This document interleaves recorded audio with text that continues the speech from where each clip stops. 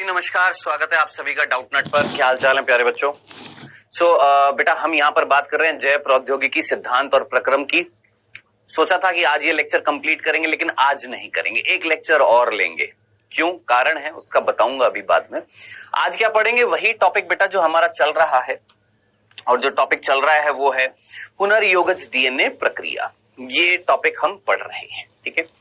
हम लोगों ने पिछले लेक्चर में ये टॉपिक स्टार्ट किया था, उससे पहले हम लोगों ने पढ़ा था पुनर्योगज डीएनए तकनीक के साधन पढ़ लिए थे। क्या क्या साधन चाहिए होते हैं वो हमने देख लिए थे। फिर इसके बाद साधन देख लिए, साधनों में हमने एंजाइम देख लिया, वाहक देख लिया, पोषक कोशिका देख ली, ये बात कर ली थी। फिर इसके बाद अगली जो बारी आ रही थी, टॉपिक जो आया था वो ये आया था जो हमने पिछले लेक्चर में स्टार्ट किया था कि भैया पुनर्योगज डीएनए तकनीक की प्रक्रिया क्या है, प्रोसेस क्या है ना, ये पढ़ा था हमने। तो इसके 2 चरण हम पढ़ चुके थे, तीसरे चरण पर हम थे। क्या पढ़ चुके थे? हाँ जी, पुनर्योगज डीएनए प्रक्रिया जो है, पुनर्योगज डीएनए प्रक्रिया जो है, ठीक है, इस प्रक्रिया के 2 चरण हम पढ़ चुके हैं। कौन कौन सा? सबसे पहला चरण जो था वो ये कि हमें डीएनए का विलगन करना था, पृथक करना था कोशिका से। ये हम लोगों ने पढ़ लिया था, डिटेल में समझ लिया था। एक कोशिका है, उस कोशिका में से डीएनए को निकालना है, जीन को निकालना है, तो कोशिका का लयन करना पड़ेगा, कोशिका को खत्म करना पड़ेगा। किसकी सहायता से किया था सर? एंजाइमों की सहायता से किया था। मैंने कहा जबरदस्त कर दिया था। एंजाइमों को यूज में लेके हमने कोशिका के सारी चीजों को नष्ट कर दिया, केवल डीएनए को प्राप्त किया। यानी डीएनए को नष्ट करने वाले एंजाइम को यूज में ना लेकर बाकी सारी चीजों को नष्ट करने वाले एंजाइम यूज में ले लिए, तो बाकी सारी चीजें नष्ट हो जाएंगी, डीएनए नष्ट नहीं होएगा, हमें परख नली में डीएनए प्राप्त हो जाएगा। फिर उस डीएनए को हमने अवक्षेपित कर दिया, प्रेसिपिटेट कर दिया, एकत्रित कर दिया। किसकी सहायता से? एथेनॉल की सहायता से। अल्कोहल, एथेनॉल, चिल्ड, बिल्कुल ठंडा एथेनॉल डाला हमने, ठीक है, जिससे डीएनए जो है अवक्षेपित हो गया, प्रेसिपिटेट हो गया, मींस एकत्रित हो गया। फिर जब वो डीएनए एकत्रित हो गया तो हमने कांच की छड़ से हिला हिलाकर उसको उस कांच की छड़ के चारों तरफ लपेटकर बाहर निकाल लिया। इस प्रक्रिया को हमने क्या बोला? स्पूलिंग बोला। चलिए फाइनली हमारा डीएनए आ गया। हाँ सर, अब ये जो डीएनए आया है, इस डीएनए के हमने टुकड़े कर दिए दूसरे चरण में। दूसरे चरण में हमने डीएनए के टुकड़े कर दिए, किसकी सहायता से सर? प्रतिबंधन एंडोन्यूक्लियेज की सहायता से, प्रतिबंधन एंजाइमों की सहायता से डीएनए का हमने खंडन कर दिया, डीएनए को हमने काट दिया, तोड़ दिया, ठीक है जनाब। अब वो जो डीएनए कटा फटा है, टूटे हुए खंड हैं, कोई छोटे होंगे, कोई बड़े होंगे, कोई मध्यम आकृति के होंगे, आंखों से तो दिखाई नहीं देंगे, तो उनको अलग कैसे करें? तो अलग करने की जो तकनीक थी उसका नाम था जेल इलेक्ट्रोफोरेसिस। जेल इलेक्ट्रोफोरेसिस में हम एगेरोस जेल का इस्तेमाल करते हैं, जिसमें छोटे छोटे छिद्र होते हैं, ठीक, और वो जो डीएनए यहां से, जिसके डीएनए के छोटे छोटे खंड बन गए हैं, उन पर एक डाई डालते हैं। डाई का नाम था इथिडियम ब्रोमाइड, ये मैंने आपको बता दिया था। ये इथिडियम ब्रोमाइड वैसे तो कोई कलर नहीं देती है, लेकिन जब इथिडियम ब्रोमाइड पर पराबैंगनी किरणें गिरती हैं तो ये कलर देती हैं। कौन सा? नारंगी। ये भी मैंने आपको बता दिया था। कौन सा कलर देती हैं? नारंगी रंग देती हैं। डन, यहां तक कोई तकलीफ नहीं थी, ठीक। अब हमने क्या किया? हमने डीएनए को यहां पर थोड़ी थोड़ी मात्रा में डाल दिया।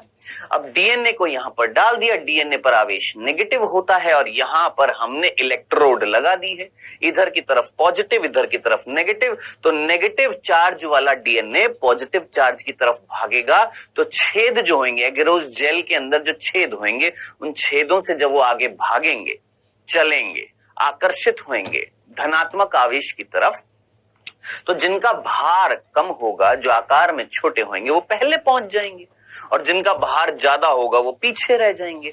तो इस तरीके से बैंड हमें दिखाई देंगे, पट्टियां हमें दिखाई देंगी। जब हम इनके ऊपर पराबैंगनी किरणें डालेंगे तो ये पट्टियां दिखाई देंगी नारंगी रंग की। क्यों? क्योंकि इस डीएनए पर एक डाई लगी हुई है। कौन सी? Ethidium bromide. ओके सर, तो इस तरीके से हमने कहीं ना कहीं डीएनए को सेपरेट कर दिया है, डीएनए के खंडों को अलग कर दिया है, ठीक है। अब क्या करेंगे?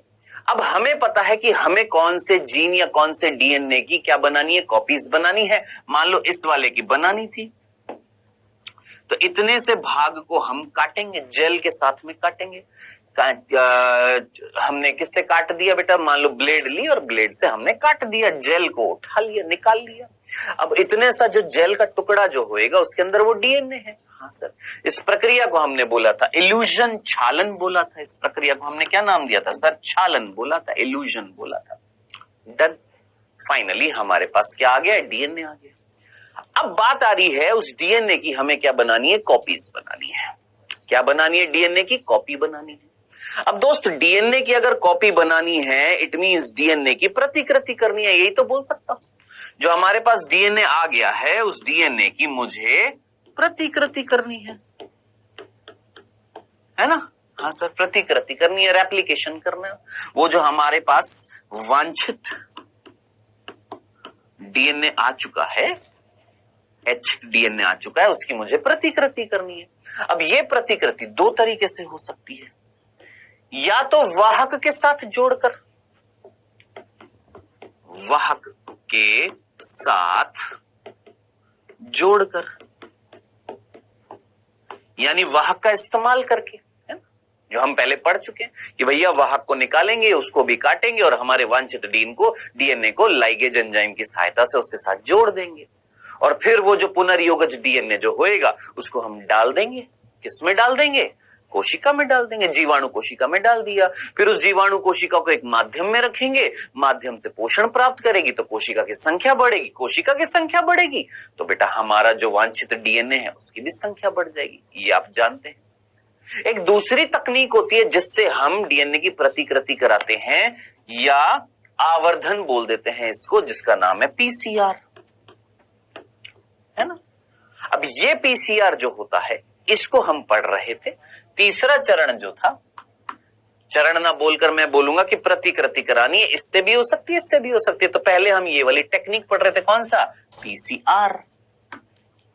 पीसीआर का उपयोग करते हुए लाभकारी जो जीन जो था, जो वांछित जीन था, उसका हमें क्या कराना है, प्रवर्धन कराना है, एम्प्लीफिकेशन कराना है, उसकी संख्या को बढ़ाना है। ठीक है सर, किसने खोज करी, ये हम पहला बिंदु पढ़ चुके थे, कैरी म्यूलिस ने खोज करी 1983 में, जिसके लिए इनको नोबेल पुरस्कार मिला, ये भी हमने पढ़ लिया। वर्ष याद रखना 1983, कैरी म्यूलिस। नाम याद ना रहे तो बेटा एक औरत जब प्रेग्नेंट होती है तो उसको, आपने देखा होगा, मूवीज में भी देखा होगा, खट्टा खाने का मन करता है ना, और वो क्या खाने, तो मतलब ज्यादातर मूवीज में दिखाया गया है क्या, कैरी खाने का मन करता है। तो उसी कैरी से याद रख लेना, क्या, कैरी म्यूलिस। याद रहेगा, भूलेंगे तो नहीं। तो कैरी म्यूलिस ने खोज करी थी किसकी, पीसीआर तकनीक की।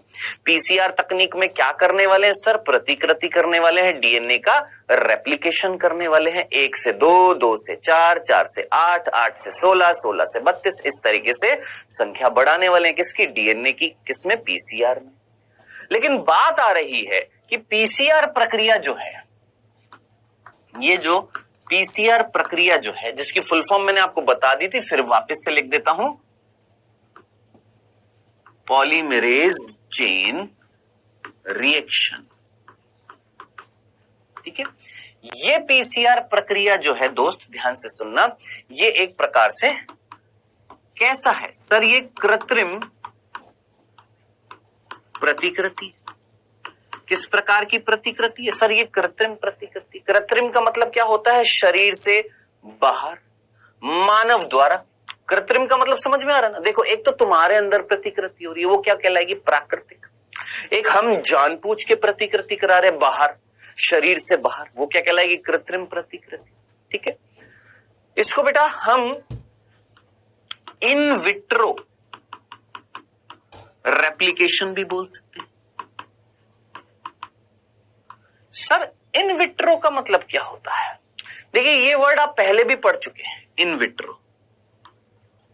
याद करिए, इन विट्रो फर्टिलाइजेशन, ये वर्ड याद आ रहा है। परख नली शिशु याद आ रहा है, हाँ सर याद आ रहा है।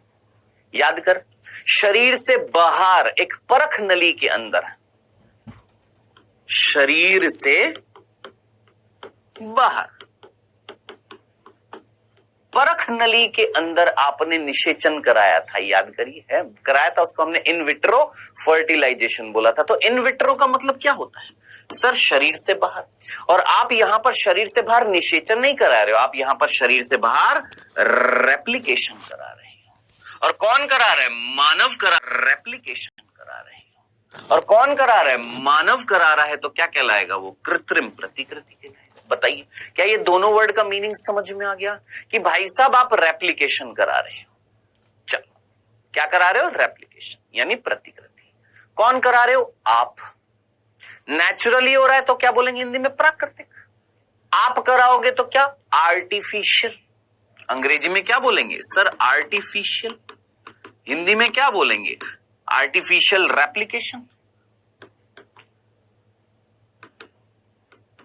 हिंदी में क्या बोलेंगे सर? कृत्रिम प्रतिकरण। हम करा रहे हैं। और कहां करा रहे हैं? शरीर से बाहर करा रहे हैं। शरीर से बाहर करा रहे। शरीर से बाहर अगर कोई कार्य होता है तो उसको हम क्या बोलते हैं? In vitro. डन, समझ में आ गया। अब किसमें करा रहे हैं? शरीर से बाहर किसमें कराएंगे? जो परख नली यहां पर यूज में लेंगे, वो एक्चुअली परख नली जो होती है वो प्लास्टिक की ट्यूब्स होती है। क्या होती है वो? प्लास्टिक की ट्यूब्स होती है। प्लास्टिक की ट्यूब्स होती है। और उन ट्यूब्स को नाम दिया गया है एपेंड्रॉफ ट्यूब।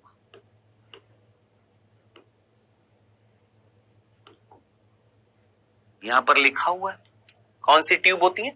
एपेंड्रॉफ ट्यूब होती है, जिसके अंदर ये कार्य होता है। बताइए, आराम से तसल्ली से तुमको समझा रहे हैं एक एक चीज। भैया शरीर से बाहर तुम कराने वाले हो, किस में कराओगे? शरीर से बाहर किस में कराओगे? परख नली में ना, है ना। लेकिन यहां पर जो परख नली यूज में आ रही है वो लंबी लंबी नहीं है, छोटी छोटी इस तरीके से प्लास्टिक की ट्यूब्स होती हैं, इस तरीके से। ठीक है, ये जो प्लास्टिक की ये जो ट्यूब्स जो होती हैं, इन प्लास्टिक की ट्यूब्स को बोला जाता है एपेंड्रॉफ ट्यूब्स कहा जाता है। डन, चले, कोई तकलीफ तो नहीं है। चले अब आगे बढ़ते हैं बेटा। अब बात कर रहे हैं कुल मिलाकर ये जो कृत्रिम प्रतिकृति होने वाली है पीसीआर टेक्निक में। ये पीसीआर जो होता है, दूसरा बिंदु, ये उच्च तापमान पर आधारित प्रक्रिया है। ये भी मैंने आपको पिछले लेक्चर में बता दिया था। उच्च तापमान पर आधारित प्रक्रिया है, यानी एक ऐसी प्रक्रिया जो हाई टेम्परेचर पर होगी। अब हम जानते हैं कि सामान्य प्रतिकृति जो होती है, प्राकृतिक, हमारे शरीर में जो प्रतिकृति होती है,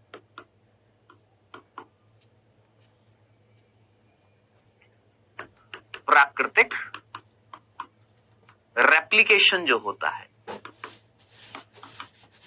नेचुरल, हमारे शरीर में 37 डिग्री पर होता है। हाँ सर, और वहां पर एक एंजाइम काम करता है, कौन सा सर? DNA polymerase. ठीक है सर, ये भी आपने बता दिया था। लेकिन सर अब आप जो कराने वाले हो पीसीआर, वो तो उच्च तापमान पर और हाई टेम्परेचर पर ये एंजाइम तो काम नहीं करेगा। तो इसके जैसा काम करने वाला हम दूसरा एक एंजाइम खोजे जिसका नाम है टैक पॉलीमरेज, जो ऊष्मारोधी है। ऊष्मारोधी का मतलब हाई टेम्परेचर को झेल सकता है, उच्च तापमान को झेल सकता है। और ये किससे मिला था सर? एक बैक्टीरिया से मिला था जिसका नाम है थर्मस एक्वेटिकस। थर्मस एक्वेटिकस एक जीवाणु जिससे हमें ये एंजाइम प्राप्त हुआ है, टैक पॉलीमरेज। ये एक एंजाइम है जो हाई टेम्परेचर को, उच्च तापमान को झेल सकता है, उच्च ताप रोधी होता है, यानी हाई टेम्परेचर को झेल सकता है, ऊष्मा रोधी होता है। बताइए, क्या ये चीज समझ में आ गई? डंडना डंडन। इसी के जैसे दो और पॉलीमरेज भी मैं यहां पर दिखा दिए थे, बता दिए थे। आपको याद हो जाए तो ठीक है, ना याद हो तो छोड़ देना। एक का नाम था पी फ्लू पॉलीमरेज और एक का नाम था वेंट पॉलीमरेज। यहां पर लिखा हुआ है, ये देखो, पी फ्लू और वेंट, PFLU और VENT, ये दो भी खोजे गए हैं जो टैग पॉलीमरेज की जैसे हाई टेम्परेचर को झेल सकते हैं। किससे मिला है पी फ्लू? पायरोकोकस फ्यूरियोसस जीवाणु से, और वेंट किससे मिला है? थर्मोकोकस लिटोरेलिस से। ओके सर, अब फाइनल सी बात पर आ जाते हैं। क्या सर? पीसीआर जो कैरी म्यूलिस ने करी थी, जो एक तरीके का कृत्रिम रेप्लिकेशन है जिसमें हम अपने वांछित डीएनए की कॉपीज बनाना चाहते हैं, जो हाई टेम्परेचर पर होएगा। टेम्परेचर जरूर याद रखना है, क्योंकि नीट में प्रश्न जो पूछे जाएंगे, अभी बताऊंगा कैसे प्रश्न पूछे जाएंगे। अभी याद रखना, पीसीआर टेम्परेचर पर आधारित प्रक्रिया है, ये वर्ड जरूर याद रखना दोस्त।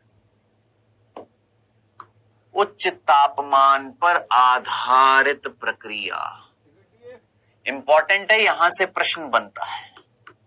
हाई टेम्परेचर पर डिपेंडेंट है ये प्रोसेस। अब कौन से टेम्परेचर पर है? तो आइए अब हम बात करते हैं पीसीआर के चरण की। तीसरा बिंदु है पीसीआर के चरण। पीसीआर के चरण यानी पीसीआर के स्टेप्स की बात करते हैं। तो बेटा पीसीआर जो है वो 3 चरणों में होती है। कितने स्टेप्स में होती है?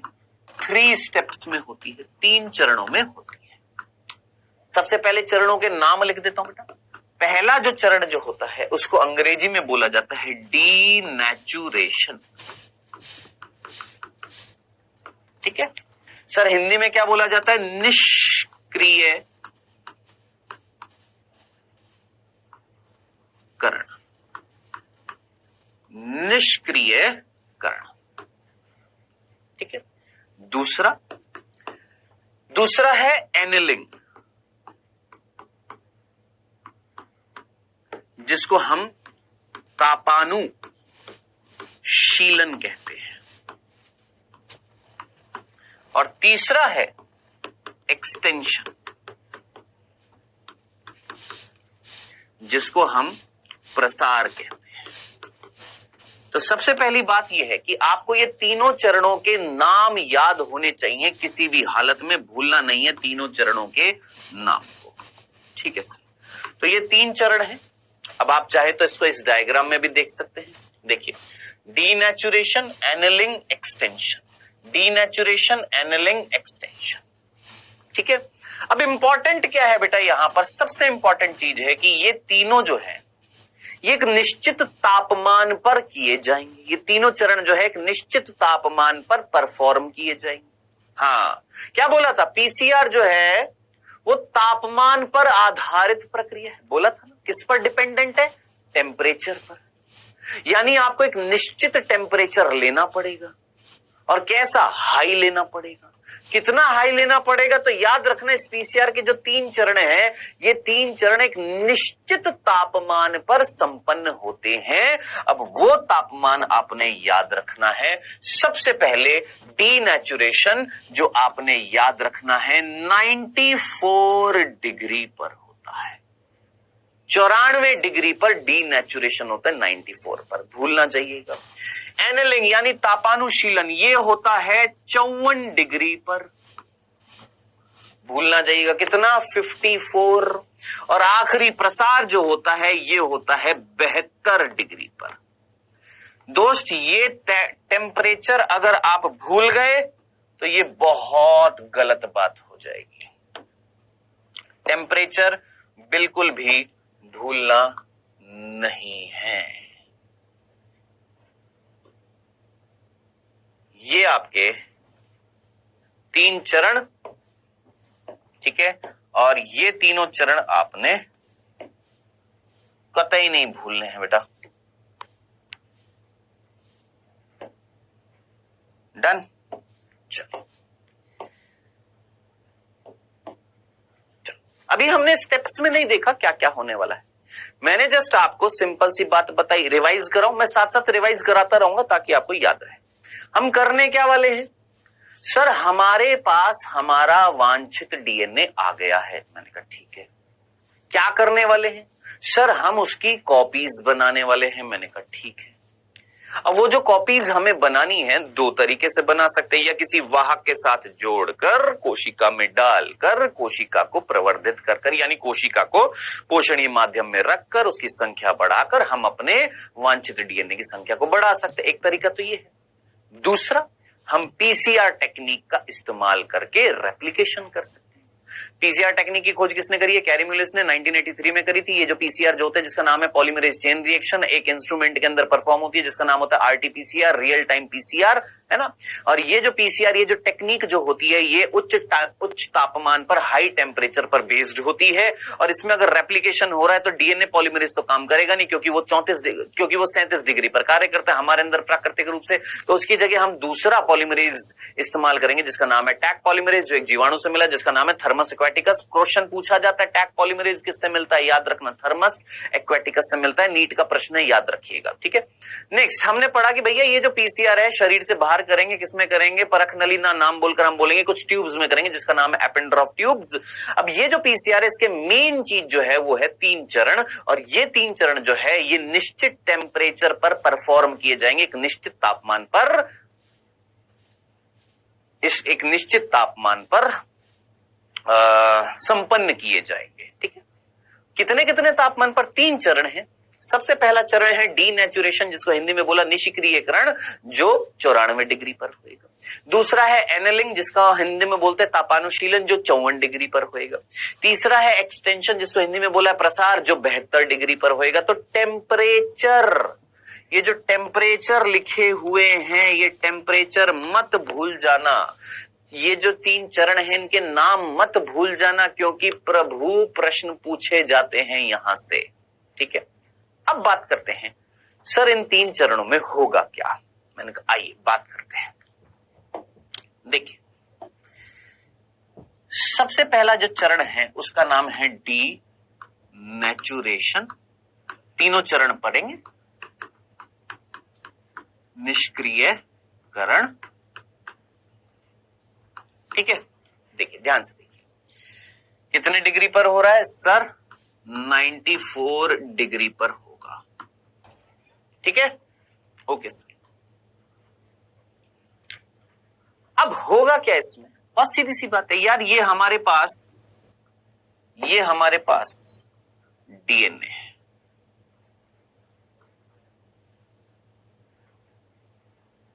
है ना।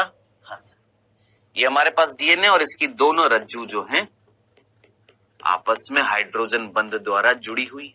यस, आप मुझे बताइएगा सोच समझकर, चैप्टर पढ़ चुके वंशागति का आणविक आधार, जिसमें आपने डीएनए वीएनए सब पढ़ लिया है, 5-3 सब समझा दिया गया है। क्या ये दोनों रज्जू आपस में जुड़ी हुई हैं? यस। किसके द्वारा? हाइड्रोजन बंध के द्वारा, है ना। याद करिए भाई, मेरे को कुल मिलाकर फील कर, मुझे कुल मिलाकर रेप्लिकेशन करना है। रेप्लिकेशन करने के लिए सबसे पहले दोनों रज्जू को अलग करूंगा कि नहीं करूंगा? यस। तो बेटा मैं इन दोनों रज्जू को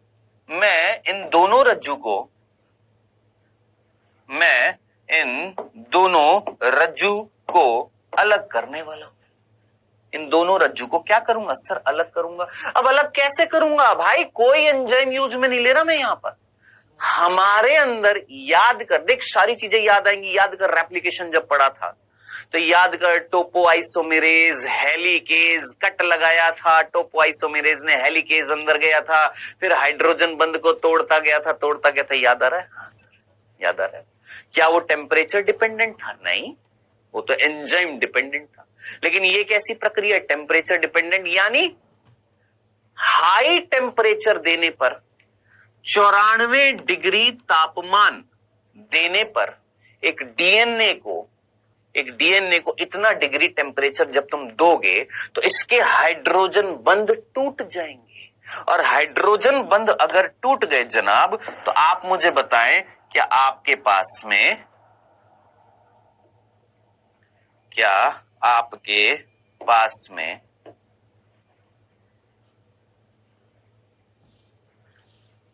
दो रज्जू नहीं आ जाएंगी? यस, फाइनली क्या आ गई है?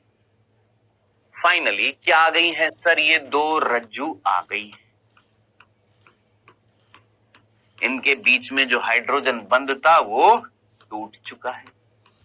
मैंने कहा परफेक्ट। ये प्रक्रिया क्या कहला रही है? डीनेचुरेशन। खत्म, बस इतना ही था, सिर्फ इतना है। अब देखिए, पढ़ लेते हैं एक बार।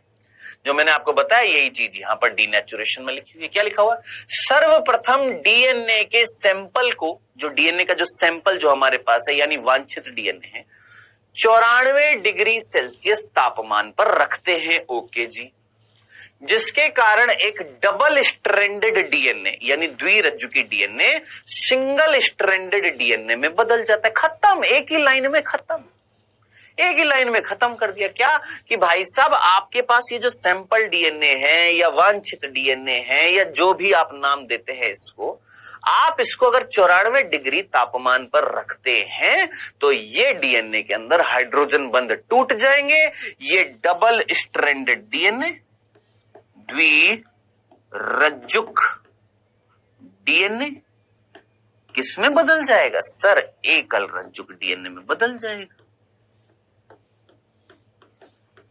एकल रज्जुक डीएनए में तब्दील हो जाएंगे, बदल जाएंगे। भाई साहब, हाइड्रोजन बंध नहीं टूट गया। Okay sir. 3 dash 5 dash 5 dash 3 dash. Okay जी, ठीक है सर। ये था पहला चरण जिसका नाम है डीनेचुरेशन। खत्म। अब सबसे इंपॉर्टेंट है ये वाला, कौन सा? एनेलिंग। आइए, दूसरा चरण जो है उसका नाम है एनेलिंग।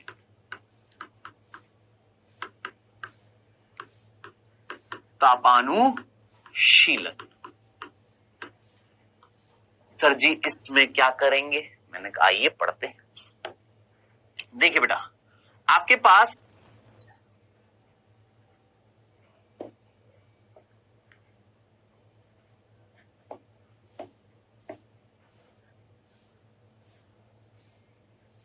पास कुल मिलाकर ये एकल रज्जु की डीएनए है। हाँ सर।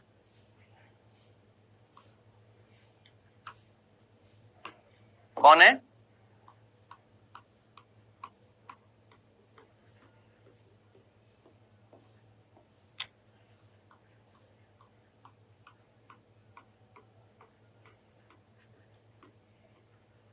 ठीक है जी। हमारे पास ये 3 डैश 5 डैश 5 डैश 3 डैश, हमारे पास ये एकल रज्जु की डीएनए जो हमें यहां से प्राप्त हो। ठीक है भाई, आप अगली प्रक्रिया यहीं से तो स्टार्ट करेंगे। आपको एकल रज्जु की डीएनए मिल गए? हाँ, मिल गए। अब आप अगले चरण में, इस चरण में तापानुशीलन में क्या करेंगे? सबसे पहला बिंदु, सबसे पहली चीज, तापानुशीलन कितने टेम्परेचर पर होगा? सर जी, 54 डिग्री तापमान पर होगा। चलो सर, एक चीज तो हमें क्लियर हो गई, ये 54 डिग्री तापमान पर होएगा। सर जी, होगा क्या? आइए देख लेते हैं, आइए देख लेते हैं क्या होने वाला है, समझते हैं।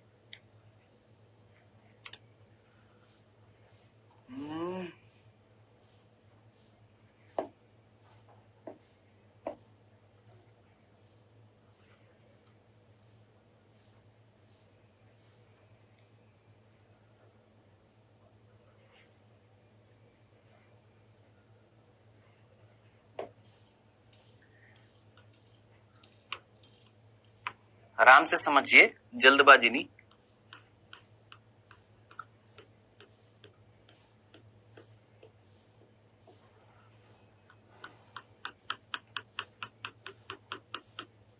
ठीक है, तो तापानुशीलन में हम करेंगे क्या? तो बेटा, तापानुशीलन जो 54 डिग्री पर संपन्न होएगा, 54 डिग्री सेल्सियस पर जो संपन्न होने वाला है, इसमें हम क्या करने वाले हैं? तो बालक, इसमें हम आगे बढ़ने से पहले मैं आपसे कह रहा हूं, जरा अपनी आंखें बंद करो। क्या सर? हाँ, आंख बंद कर और वंशागति का आणविक आधार चैप्टर को याद कर। आंख बंद कर, बंद करो, बंद करो आंख को। वंशागति का आणविक आधार चैप्टर याद करो और उस वंशागति के आणविक आधार चैप्टर में रेप्लिकेशन प्रक्रिया को याद करो। और उस रेप्लिकेशन प्रक्रिया में प्रतिकृति प्रक्रिया में एक चीज याद करो, क्या तुमको एक वर्ड याद आ रहा है? प्राइमर। याद कर, याद आ रहा है? कोई प्राइमर नाम की कोई संरचना थी? याद कर, याद कर। थी? हाँ सर थी। क्या था प्राइमर? सर आरएनए था। एकल रज्जु की छोटे छोटे आरएनए थे जो 5 से 3 डैश की तरफ वृद्धि करते हैं। मैंने कहा हाँ।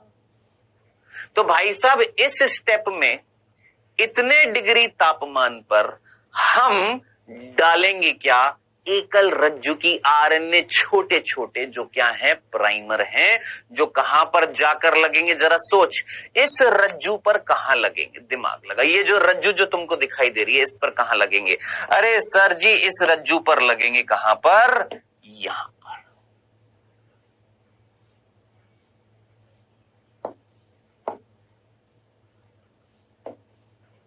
और इस रज्जु पर लगेंगे यहां।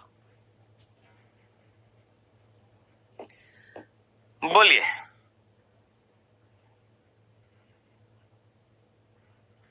बताइए, ये कौन है? सर ये प्राइमर है। और प्राइमर जो होते हैं वो 5 डैश से 3 डैश की तरफ वृद्धि करते हैं, है ना? 5 डैश से 3 डैश, ये हम ऑलरेडी पढ़ चुके हैं। अब इसको वापस से पूरा समझाने की कोशिश मैं बिल्कुल नहीं करूंगा, क्योंकि ऑलरेडी समझा चुका हूं। जिसने नहीं पढ़ा है दोस्त, जाकर पढ़िए। रेप्लिकेशन की पूरी प्रोसेस को आज पढ़िएगा, समझाया हुआ है ढंग से एक एक चीज को। तो कुल मिलाकर हमने एनेलिंग प्रक्रिया में, तापानुशीलन में प्राइमर का इस्तेमाल किया। 54 डिग्री तापमान पर प्राइमर को जोड़ा है दोनों रज्जु पर। आइए पढ़ लेते हैं। एनेलिंग, इस पद में सिंगल स्ट्रैंडेड डीएनए के 3 डैश एंड पर प्राइमर जुड़ता है। नहीं आया समझ में? फिर से पढ़, क्या लिखा हुआ? इस प्रक्रिया में, इस पद में, इस चरण में सिंगल स्ट्रैंडेड डीएनए, जरा मुझे बताना क्या ये सिंगल स्ट्रैंडेड डीएनए थे? हाँ थे। और इन सिंगल स्ट्रैंडेड डीएनए के कौन से सिरे पर? इस सिरे पर और इस सिरे पर। देख लो, इस सिरे पर, इस सिरे पर। कौन सा सिरा है? 3 डैश। 3 डैश पर क्या लगा दिया? सर ये प्राइमर लगा दिया। तो प्राइमर किधर की तरफ लगा? सर इस 3 डैश सिरे पर, एकल रज्जु डीएनए का 3 डैश सिरा है, इस पर तुमने प्राइमर लगाया। जो प्राइमर खुद कहां से काम करता है? 5 से 3 की तरफ काम करता है। भाई साहब थोड़ा सा कॉमन सेंस लगाएं, कई बच्चों को इसमें कंफ्यूजन होगा। सोचो, देखो प्राइमर जो है वो ये काला वाला है। काला वाला ये जो प्राइमर जो है ये खुद 5 से 3 की तरफ काम करेगा, यानी यहां पर 5 होगा प्राइमर का, ये 3 की तरफ काम करेगा। अगर यहां 5 है तो विपरीत रज्जु पर, ये एकल रज्जु की डीएनए पर कौन सा सिरा होगा? 3 ना। तो मैं यही तो बोलूंगा कि प्राइमर कहां लगेगा? डीएनए पर। ये जो सैंपल डीएनए का एकल रज्जु की डीएनए है, इसके 3 डैश पर नहीं लगेगा? हाँ लगेगा। इसके 3 डैश पर नहीं लगेगा? हाँ लगेगा। खुद प्राइमर कहां से काम करेगा? 5 से 3 की तरफ काम करेगा। तो भाई अगर ये 5 से 3 की तरफ काम करेगा तो ये 5 होएगा, तो अपोजिट यहां क्या होएगा? 3 होगा ना। खत्म, इतनी सी बात है। ये था दूसरा चरण जिसका नाम है तापानुशीलन, जो 54 डिग्री तापमान पर संपन्न होता है। ओके जनाब, समझ में आ गया। अब आखिरी जो चरण जो है, तीसरा जो चरण है, लास्ट जो चरण है,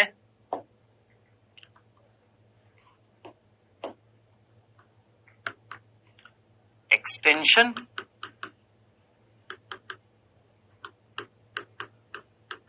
प्रसार, ये होता है 72 डिग्री। कितने डिग्री पर? 72 डिग्री पर। अब सर इसमें क्या करेंगे?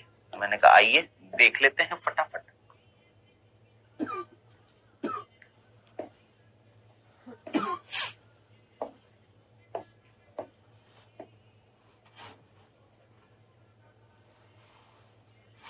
ये हमारे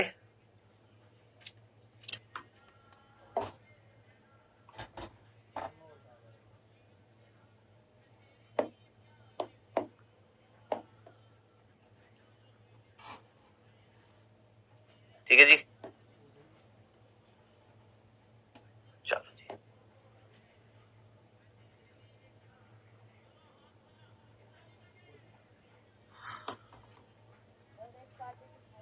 ओके जी,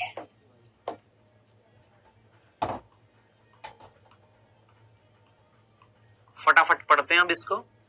ये हमारा क्या जुड़ा हुआ है सर? ये प्राइमर जुड़ गया था हमारा, ठीक है। कौन से सिरे थे सर? ये हमें समझ में आ गया, ये 3 डैश है, तो ये 5 डैश था प्राइमर का, ये 5 डैश हो गया। ये 3 डैश है, ये 5 डैश था, ये प्राइमर का 5 डैश हो गया। ओके, अब हम क्या करेंगे? सिंपल, नाम में जरा देखो क्या आ रहा है।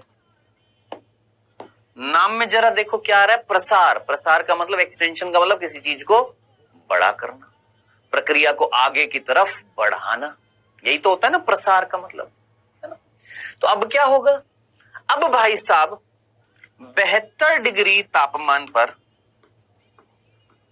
72 डिग्री तापमान पर, 72 डिग्री टेम्परेचर पर एंजाइम काम करेगा। कौन सा एंजाइम काम करेगा सर? 72 डिग्री टेम्परेचर पर एंजाइम काम करेगा टैक पॉलीमरेज।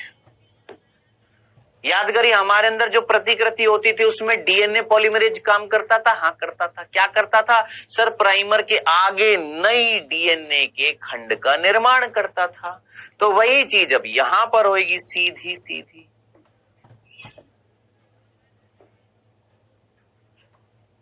फटाफट बना देते हैं।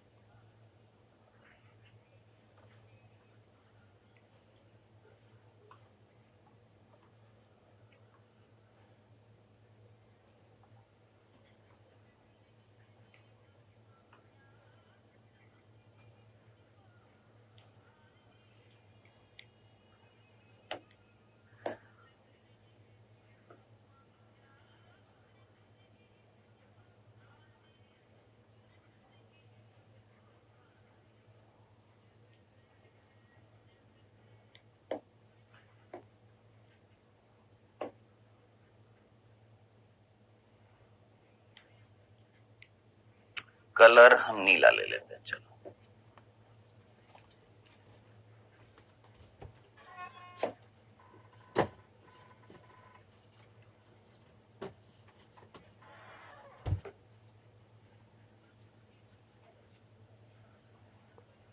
लो जी जनाब,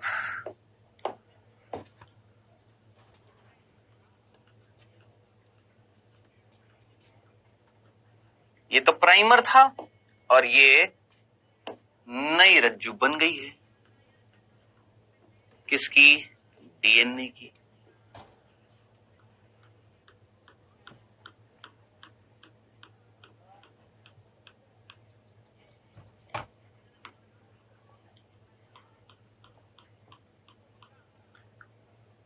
नई रज्जु बना दी हमने, किसकी? डीएनए की नई रज्जु बना दी है। 5 dash 3 dash 5 dash 3 dash 3 dash 5 dash 5 dash 3 dash. तो बेटा ये जो है, ये नई रज्जु है, और ये नई रज्जु बनाने का कार्य कौन करेगा? Taq polymerase. बिल्कुल सेम टू सेम चीज है। ये केवल उन्हीं बच्चों को समझ में आई होगी जिनको रेप्लिकेशन याद है, जिनको प्रतिकृति याद है। अब जिनको प्रतिकृति याद नहीं है उनको कतई समझ में नहीं आएगी। वो बार बार यही बोलेंगे, सर एक बार फिर से समझा दो, सर एक बार वापस से समझा दो।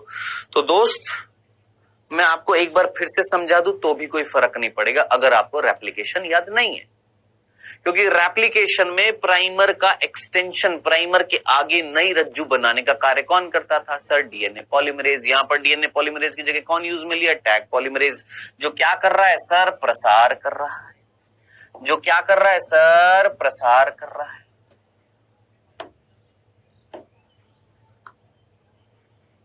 ये लो जी, क्या कर रहा है सर? प्रसार कर रहा है, आगे की तरफ बढ़ा रहा है। ये प्राइमर जो था उसके आगे नई रज्जु का निर्माण कर रहा है। आइए पढ़ लेते हैं, यही लिखा हुआ है तीसरा चरण एक्सटेंशन। क्या लिखा हुआ है एक्सटेंशन में? पढ़िए, इस वाले पद में Taq polymerase enzyme single stranded template के सहारे डीएनए की नई श्रृंखला का निर्माण करता है, जो कितने डिग्री पर? 72 डिग्री पर संपन्न होती है। यानी अब टेम्पलेट क्या था? वो संरचना जिसके ऊपर ये टेम्पलेट है। टेम्पलेट का मतलब क्या होता है? पहले भी बताया था। क्या? वो रज्जु जिस पर एक नई रज्जु बनाई जाती है। ये रज्जु जिस पर एक नई रज्जु बनाई जाएगी, तो इस रज्जु को क्या बोलेंगे? टेम्पलेट बोलेंगे।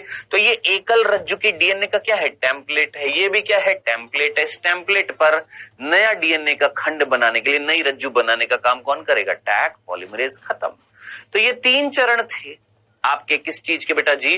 टोटल ये हमारे 3 चरण थे किसके? पीसीआर के। आई होप आपको समझ में आ गए होंगे। तभी आएंगे जब आपने रेप्लिकेशन अच्छे से समझ रखा होगा। अगर आपको रेप्लिकेशन बहुत अच्छे तरीके से याद है तो कसम से ये आपको समझ में आ गया होगा। लेकिन अगर आपको रेप्लिकेशन याद नहीं है तो थोड़ा सा कंफ्यूजन होएगा। तो इसलिए मैं बोल रहा हूं, एक बार आज उस चैप्टर को भी रिवाइज करिएगा, उसके उस लेक्चर को देखिएगा जिसमें रेप्लिकेशन पढ़ाया गया। ठीक है, बाकी एक बार वापस से देख लीजिए। सबसे पहला चरण डीनेचुरेशन, जो कितने डिग्री पर हो रहा है बेटा जी? याद रखना है, भूलना नहीं है। 94 डिग्री पर हो रहा है। हाइड्रोजन बंध टूट जाएंगे, डीएनए एकल रज्जु की हो जाएगा। ये दोनों डीएनए के टेम्पलेट हैं। फिर एनेलिंग तापानुशीलन में 54 डिग्री तापमान पर क्या लगाया जाएगा? प्राइमर डाले जाएंगे।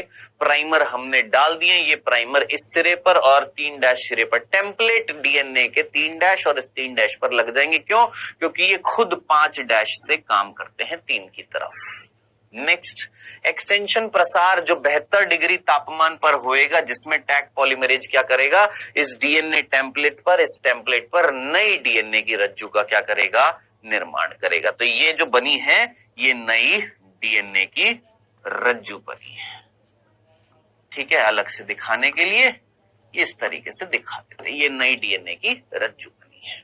ठीक है, चलो जी, फाइनली मुझे बताएं, आपके पास एक डीएनए था जिसकी 2 रज्जु थी। अब आपके पास 2 डीएनए है कि नहीं है? तो एक बार पीसीआर जब संपन्न होएगा, सुनो प्रश्न मैं आपसे पूछता हूं, अगर ये पीसीआर प्रक्रिया, क्वेश्चन है आपसे पूछा गया है, पीसीआर एक बार संपन्न होता है तो कितने डीएनए बनेंगे? बहुत सीधी सी बात है। एक डीएनए से एक बार पीसीआर जब संपन्न होएगा, एक बार पीसीआर जब संपन्न होएगा तो एक डीएनए से कितने बनेंगे? सर 2 डीएनए बनेंगे। कितने बनेंगे? सर 2 डीएनए बनेंगे। अब आपसे प्रश्न में पूछ लिया कि मान लो 5 बार संपन्न होता है, मान लो ये पीसीआर जो है ये 5 बार दोहराया जाता है, तो कितने होंगे? अब एक बार जब संपन्न हो रहा था तो 1 से 2 हो जाएंगे, तो 5 बार होगा तो कितना होगा? 1 से 2, 2 से 4, 4 से 8, 8 से 16, 16 से 32 होगा कि नहीं होगा? देख लीजिए भाई, पहली बार संपन्न किया, फर्स्ट टाइम संपन्न किया 1 से 2, दूसरी बार जब संपन्न करेंगे तो 2 से 4, तीसरी बार संपन्न करेंगे 4 से 8, चौथी बार संपन्न करेंगे 8 से 16, पांचवी बार संपन्न करेंगे 16 से 32। तो इस तरीके से अगर प्रश्न आए तो कर लेंगे ना, इस तरीके से प्रश्न पूछे जाते हैं। तो दोस्त, पीसीआर से जो प्रश्न पूछे जाते हैं, एक तो इस तरीके का प्रश्न आता है नीट में, याद रखना कि अगर ये पीसीआर की जो साइकिल है, अगर ये 10 बार दोहरा दे तो कितने डीएनए खंड बनेंगे, है ना? या प्रश्न पूछा जाता है ये जो 3 चरण है ये कितने डिग्री तापमान पर हो रहे हैं, या प्रश्न पूछा जा सकता है इन तीनों चरणों में से कौन से चरण में टैक पॉलीमरेज इस्तेमाल हुआ था, इन तीनों चरणों में से कौन से चरण में आपका प्राइमर जुड़ा है, कौन से चरण में प्राइमर जो होता है वो डीएनए टेम्पलेट के कौन से सिरे से जुड़ता है। तो ढेर सारे प्रश्न बन सकते हैं। ये था आपका पीसीआर। फाइनली हमने जो बात पढ़ी वो ये कि हमारे पास जो वांछित डीएनए आ चुका है, हम उस वांछित डीएनए की क्या कराने वाले हैं, प्रतिकृति। एक तकनीक थी हमारे पास जिसका नाम था पीसीआर, जिससे हम वो जो वांछित डीएनए है उसका प्रवर्धन कराते हैं। कई बच्चों को प्रवर्धन समझ में नहीं आता, एम्प्लीफिकेशन यानी बड़ा कर देते हैं, यानी उसकी संख्या बढ़ा देते हैं, एक तरीके से प्रतिकृति करते हैं। और दूसरा जो हम जानते ही हैं, जो हम स्टार्टिंग से पढ़ते आ रहे हैं, वाहक के साथ जोड़कर करेंगे। अब पीसीआर पढ़ लिया तो वाहक के साथ जोड़कर जो हम प्रतिकृति कराने वाले एक बार उसको भी एक बार कंप्लीट कर लेते हैं। चल सो बेटा हमने ये पीसीआर के द्वारा फाइनली हमारा क्या कर लिया है, डीएनए की कॉपीज बना ली है। डन। अब वापस से अपने पुराने टॉपिक पर आते हैं कि सर अगर पीसीआर नहीं करते, पीसीआर ये नहीं कर रहे हैं तो हमारे पास दूसरा कार्य क्या है, वाहक के साथ जोड़ दो। ये जो हमारा वांछित डीएनए है इसकी प्रतिकृति करानी है, इसको वाहक के साथ जोड़ो। तो आइए चौथा चरण जो हो जाएगा वो हमारा ये है। वो जो डीएनए खंड आया है, वो जो डीएनए का खंड जो है उसको संवाहक के साथ जोड़ दो। देखो हिंदी में क्या लिखा हुआ अगर दिख जाए तो, डीएनए खंड का संवाहक से बंधन। आप बोलेंगे सर दिख नहीं रहा, सर दिख नहीं रहा। बोल तो रहा हूं ना, मैं बोल रहा हूं, फील तो कर पा रहा है, स्लाइड्स में दिख जाएगा। डीएनए खंड जो है, जो आपको मिल गया है, उसका संवाहक, संवाहक यानी वेक्टर वाहक से बंधन जोड़ दिया। अंग्रेजी में लिखा है लाइगेशन, लाइगेशन का मतलब जोड़ना, of DNA fragment into vector. वो जो डीएनए जो है उसको वेक्टर में जोड़ना है। अब भाई साहब जोड़ने का काम कौन करता है बताओ। सर जोड़ने का काम लाइगेज एंजाइम करता है, खत्म, इतनी सी बात है। तो क्या लिखा हुआ है कि भैया ये जो जोड़ा जो जाएगा वो किसके द्वारा जोड़ा जाएगा, सर लाइगेज एंजाइम की सहायता से दोनों को जोड़ दिया जाएगा। और क्या बन जाएगा सर, रिकॉम्बिनेंट डीएनए, पुनर्योजी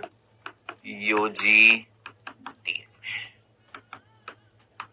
फाइनली हमने रिकॉम्बिनेंट डीएनए, पुनर्योजी डीएनए का क्या कर दिया है, निर्माण कर दिया है। बताओ बालक, यहां तक चीज समझ में आ गई। चलें अब बात आ रही है, ये हो गए हैं 4 चरण। आपने बोला था सर 7 चरण है, मैंने कहा हाँ आगे बढ़ते हैं। चौथे चरण के बाद में अब 5वां जो चरण है, 5वां, उसमें लिखा हुआ है पुनर्योजक डीएनए का परपोषी में स्थानांतरण। अब ये जो पुनर्योगज डीएनए जो आपने बनाया है दोस्त, ये पुनर्योजी डीएनए जो आपने बनाया, ये देख, ये तुम्हारे पास क्या आ गया, डीएनए है, और तुमने एक जीवाणु कोशिका से प्लाज्मिड निकाल लिया। हाँ सर। ये जो प्लाज्मिड जो था इसको काटा। हाँ सर। और काट कर इसके साथ ये जो तुम्हारा पुनर्योजी, इस काट कर ये जो तुम्हारा वांछित जीन जो था इसको तुमने इसके साथ जोड़ दिया। क्या बना दिया, आरडीएनए। शॉर्ट में इसको क्या बोलते हैं बेटा, आरडीएनए। अब आरडीएनए क्या होता है, कई बच्चे समझ नहीं पाते। आरडीएनए यानी रिकॉम्बिनेंट डीएनए। रिकॉम्बिनेंट डीएनए यानी पुनर्योगज डीएनए या पुनर्योजी डीएनए, एक ही बात है। ठीक है, बन गया। अब इसको कहां पर भेजोगे, सर इसको हम परपोषी कोशिका में डालेंगे, परपोषी कोशिका में स्थानांतरित करेंगे कि नहीं करेंगे। तो 5वां चरण यही तो होएगा क्या, कि पुनर्योगज डीएनए जो था उसको हम कहां पर डालेंगे, सर परपोषी कोशिका में डालेंगे। डन। अब वो चीज जो मैं अब आपको बताने वाला हूं, हालांकि हमारे कोर्स में नहीं है, उसका एक छोटा सा भाग बता रखा है, लेकिन ध्यान से सुनेंगे तो समझ में आएगा। बेटा ये हमारा रिकॉम्बिनेंट डीएनए है, इसको मुझे कोशिका में डालना है, ठीक है। या मैं बोलूंगा ये जो वांछित जीन जो था, इधर देखना, ये जो वांछित जीन जो है, वांछित जीन था ना, इसको मुझे परपोषी कोशिका में डालना है। मैं किसका सहारा लेकर डाल रहा था? सोच, इमेजिन कर, ये जो वांछित जीन जो है जिसकी मुझे कॉपीज बनानी है, कॉपीज बनानी है इसको मैं एक कोशिका में डालकर इसकी कॉपीज कब बनाऊंगा? जब मैं इसको किसके साथ जोड़ रहा हूं? वाहक के साथ।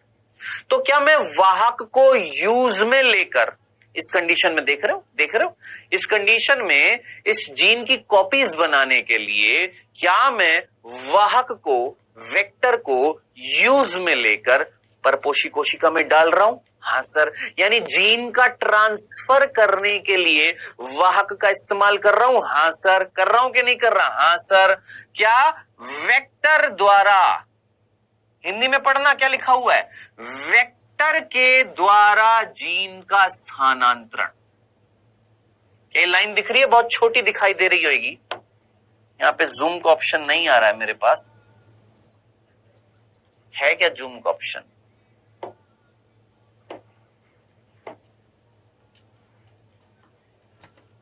नहीं आ रहा है, जूम का ऑप्शन नहीं आ रहा है इधर। हाँ ये रहा ना, ये देखो क्या लिखा हुआ है यहां पर, पढ़ इसको, क्या लिखा हुआ है? दिख रहा है? अब तो दिख रहा है। हाँ सर अब दिख रहा है। क्या लिखा हुआ है? वेक्टर के द्वारा जीन स्थानांतरण। यानी वो जो जीन जिसकी आपको कॉपीज बनानी है, उसकी कॉपीज बनाने के लिए आप किसका इस्तेमाल कर रहे हो? सर वेक्टर का। वेक्टर कौन था? वाहक था। वेक्टर का इस्तेमाल करके आप जीन को एक कोशिका में स्थानांतरित नहीं कर रहे हो? हाँ सर कर रहे हो। कर रहे हो ना? हाँ सर। तो ये चीज हम ऑलरेडी पढ़ चुके हैं, फर्स्ट वाली। क्या कि भाई साहब आपने ये वेक्टर लिया, इसमें अपना वांछित डीएनए डाला, और डालने के बाद ये जो पुनर्योगज डीएनए जो बन गया है, इसको आप एक कोशिका में डालोगे। आइए डाल देते। मान लो ये कोशिका है, इधर देखना, ये कोशिका थी, ठीक है, और इस कोशिका के अंदर आपने डाल दिया।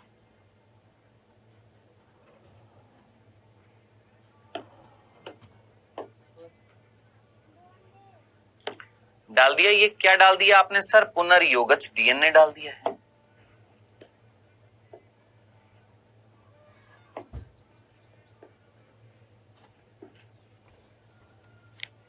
ये ठीक है, ये बेटर है। ये हमारा वांछित जीन है, ये वाला, ठीक है। इस वांछित जीन को हमने एक कोशिका में डाला है, इसको मैं क्या बोलूंगा? परपोषी कोशिका। परपोषी कोशिका। अब ये परपोषी कोशिका जीवाणु भी हो सकता है, ये मैंने आपको पहले भी बताया था। ये एक पादप कोशिका भी हो सकती है, जंतु कोशिका भी हो सकती है, कवक कोशिका भी हो सकती है, ठीक है। हमने अपने इस पुनर्योगज डीएनए को यहां अंदर डाल दिया। हाँ डाल दिया। अब क्या करेंगे सर? इस परपोषी कोशिका को माध्यम में रखेंगे। ये माध्यम है, इस माध्यम में इस कोशिका को रखेंगे।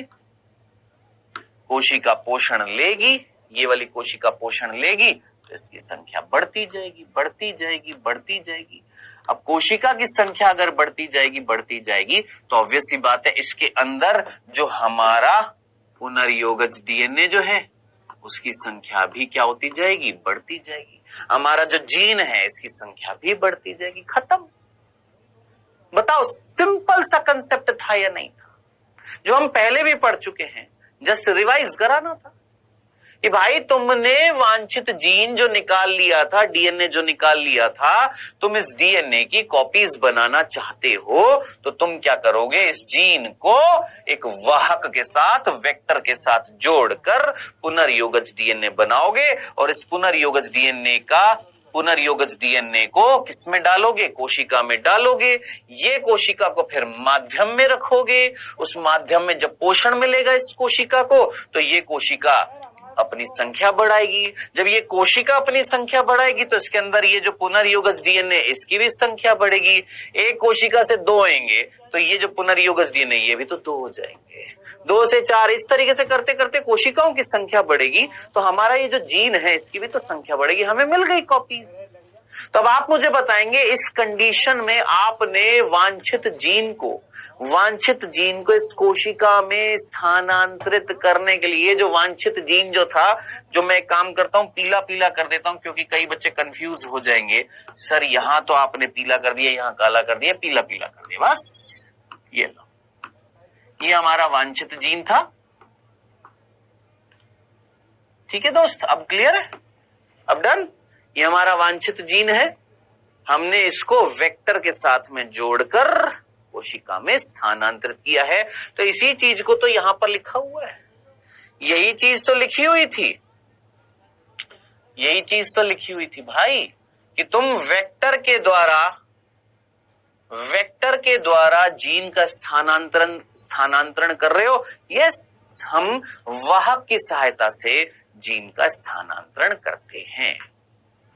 ठीक है, अब एक और चीज, क्या सर बिना वेक्टर के भी जीन का स्थानांतरण हो सकता है, यानी वेक्टर रहित जीन का स्थानांतरण हो सकता है? यानी ये जो आपने यहां पर वेक्टर इस्तेमाल,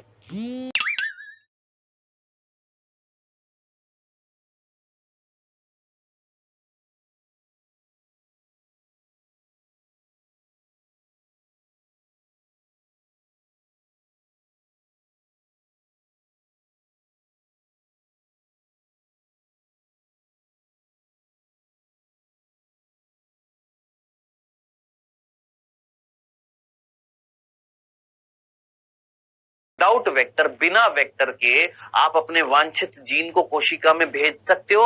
यस, पॉसिबल है। सर कैसे? मैंने कहा आइए, क्या लिखा हुआ है, वेक्टर रहित जीन स्थानांतरण। मीनिंग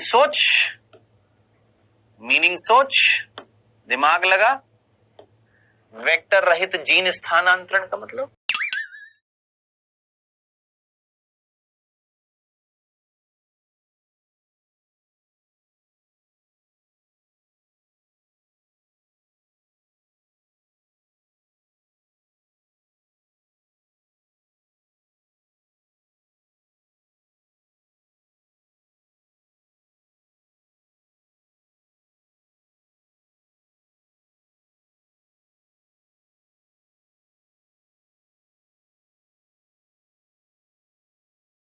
किसी वेक्टर के जीन का स्थानांतरण कर सकता हूं। ठीक है, अब वो 5 स्टेप, अब ये 5 स्टेप कौन कौन से हैं ये हम पढ़ेंगे नेक्स्ट लेक्चर में, जिसमें से एक स्टेप हमारे कोर्स में दे रखा है नीट के कोर्स में, और वो ये है चौथा। ये जो चौथा वाला जो है, जिसको हम जीन गन बोलते हैं, क्या बोलते हैं, जिसको हम जीन गन बोलते हैं, याद रखना क्या बोलते हैं बेटा, जीन गन बोलते हैं, जीन गन बोलते हैं। ये हमारे कोर्स में दे रखा है थोड़ा सा, तो ये हम पढ़ेंगे नेक्स्ट लेक्चर में। आज हम इतना ही पढ़ेंगे, और इस 5वें स्टेप के बाद 2 स्टेप और होंगे, 2 स्टेप होंगे, जिसमें से एक स्टेप, छठा स्टेप आप अच्छे तरीके से जानते हो कि जो हमारा पुनर्योगज डीएनए जो बनता है, अगर हम वेक्टर का सहारा लेते हैं तो हमें कैसे पता लगेगा कि हमारा पुनर्योगज बना है, तो हम चयनित मार्कर का उपयोग करते हैं। वो स्टेप आप जानते हो। 7वां जो स्टेप जो होएगा वो हम लास्ट लेक्चर में ही देखेंगे, यानी जो कल आपके पास आखिरी लेक्चर आएगा इस चैप्टर का, लास्ट होएगा उसमें इस चैप्टर को पूरा कंप्लीट किया जाएगा। अभी समय हुआ है बेटा जी आपके क्विज का पहला प्रश्न, समय हुआ है बेटा जी आपके क्विज का पहला प्रश्न आपकी स्क्रीन पर आता हुआ फर्स्ट। पीसीआर तकनीक में 6 चक्र के बाद डीएनए सैंपल की कितनी प्रतिलिपियां बनेंगी? बताइए जनाब। अगर आप 6 बार पीसीआर को संपन्न करोगे, 6 बार साइकिल दोहराओगे पीसीआर की, तो टोटल डीएनए की कितनी कॉपीज बनेंगी? जल्दी से करिए, अभी अभी बताया था आपको इस तरीके के प्रश्न आते हैं। दिमाग लगाइए फटाफट, 6 बार करिए फटाफट, 6 बार।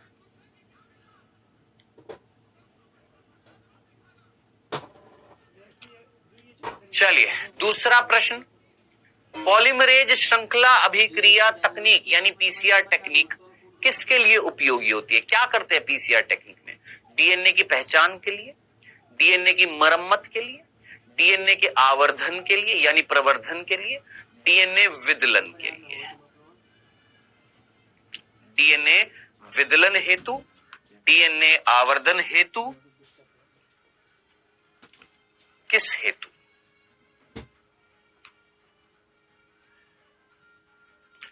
चलो जी समय हो गया समाप्त, आइए डिस्कस करते हैं बेटा। पहला प्रश्न था पीसीआर में अगर 6 बार साइकिल दोहराई जाएगी तो देख 1 से 2, 2 से 4, 4 से 8, 8 से 16, 16 से 32 और 32 से 64 कितनी बार साइकिल दोहराई?